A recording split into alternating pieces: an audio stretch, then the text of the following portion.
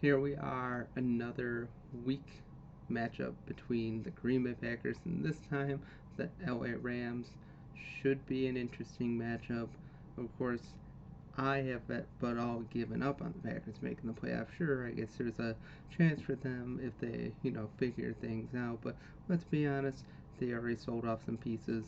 Rasul Douglas is now a Bill, and yeah, let's just get into it. I mean, the Packers going into this game, probably maybe one of the only games where they could possibly be favored the rest of the year, because it's just the Packers just have not been great, have not been able to score in the first half, and I don't know why. I honestly do not understand why they are unable to score in the first half. It boggles the mind.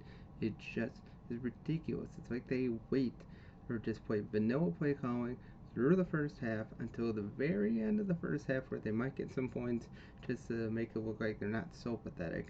But then all of a sudden the second half, oh, they can run again.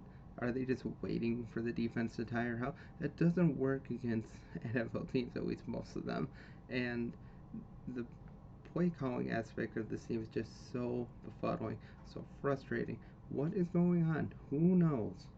I mean, we may have seen the extent of Matt Lafleur's coaching ability, and honestly, if they keep losing that seat, that hot seat under him is going to get hotter and hotter and hotter, and he better not sit down or he's going to have a charred ass.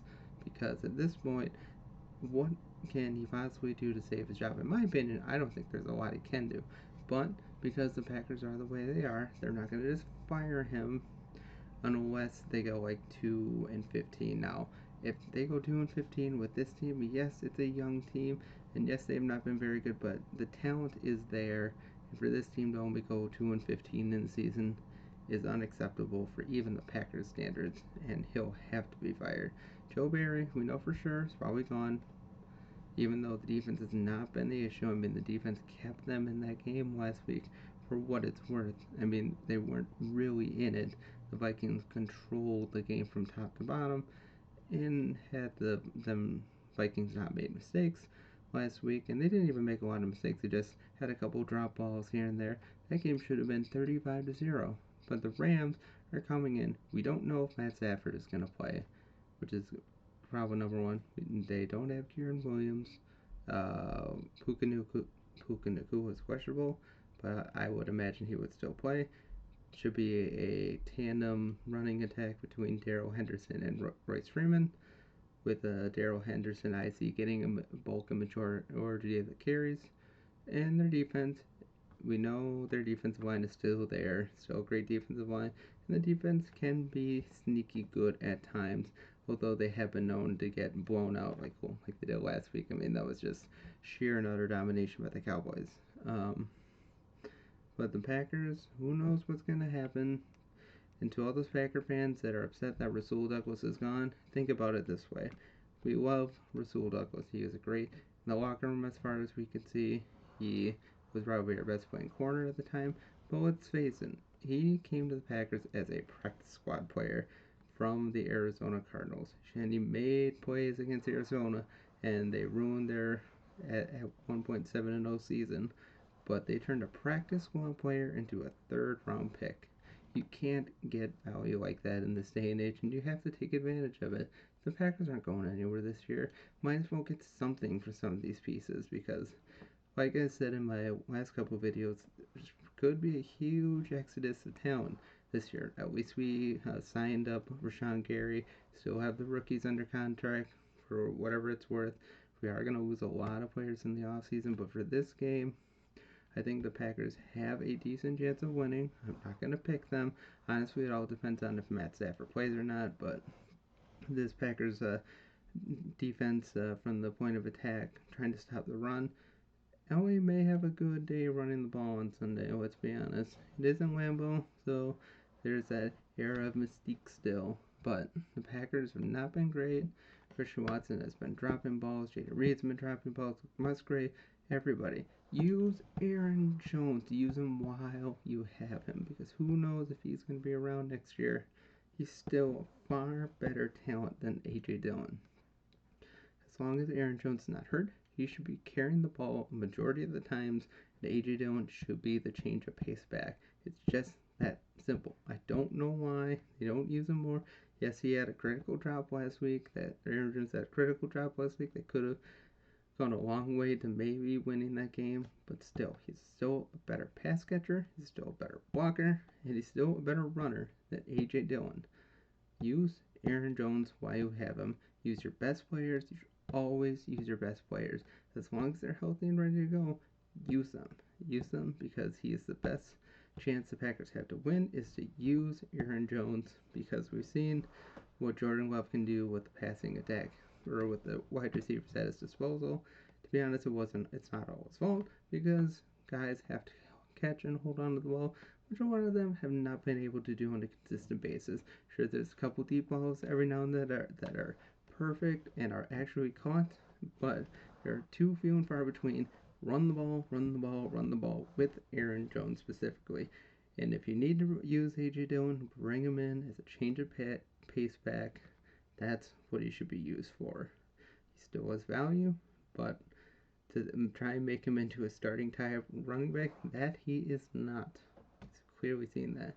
Jair Alexander didn't play very well, so he's going to need to play better than he did last week. He got burned a couple of times.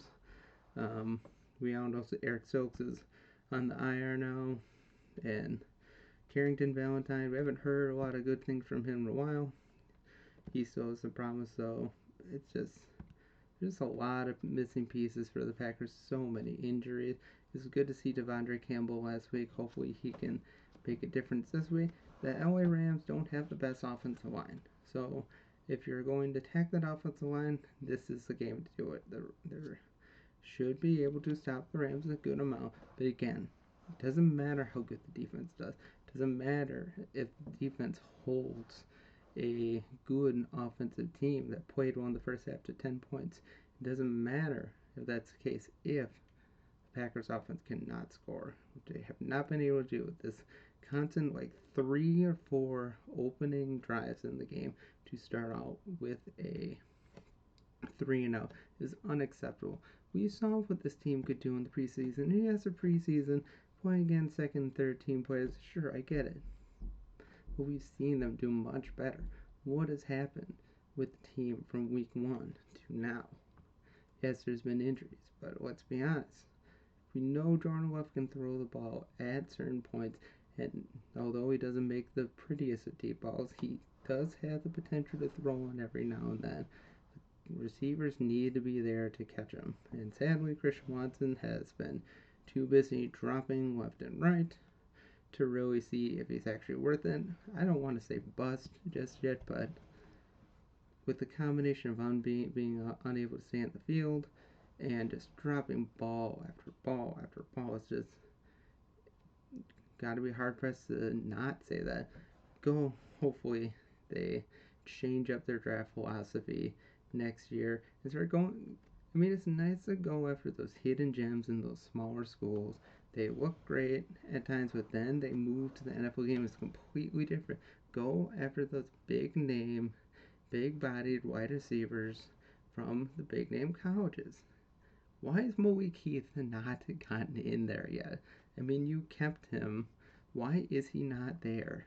Seriously. It's just, I'm no X and O's fanatic. I've made it clear in my past videos I don't know the X's and O's as well as I probably should. But it's just a lot of plays out there, just they're not making moves.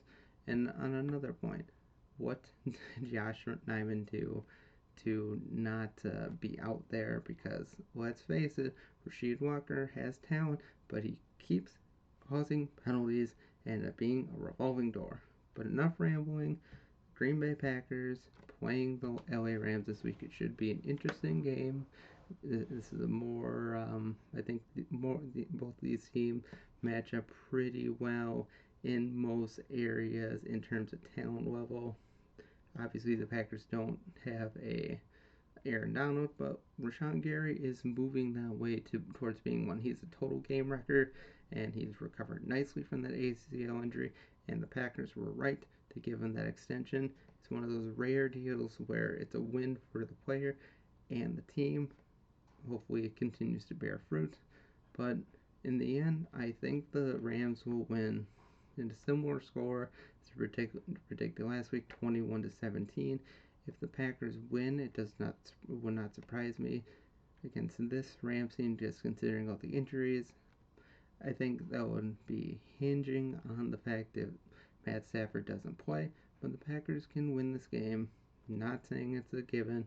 It's anything far from a given from what we've seen from the Packers this year. But I think they have a chance to win. It's just all dependent on that offense. Can that offense sustain drives or reduce the penalties, especially the procedural penalties, and actually win a game? Because it might be for a while after this game if they actually win again. So take advantage of the potential wins when you can get them. But then again, on another note, maybe we just want the Packers to tank and get one of those nice quarterbacks next year, or one of those big name wide receivers coming in. Who knows? Let me know what you think in the comments below. If you like the video, subscribe, comment, share, all of that. Hope you have a great day. God bless, and go, Pack, go.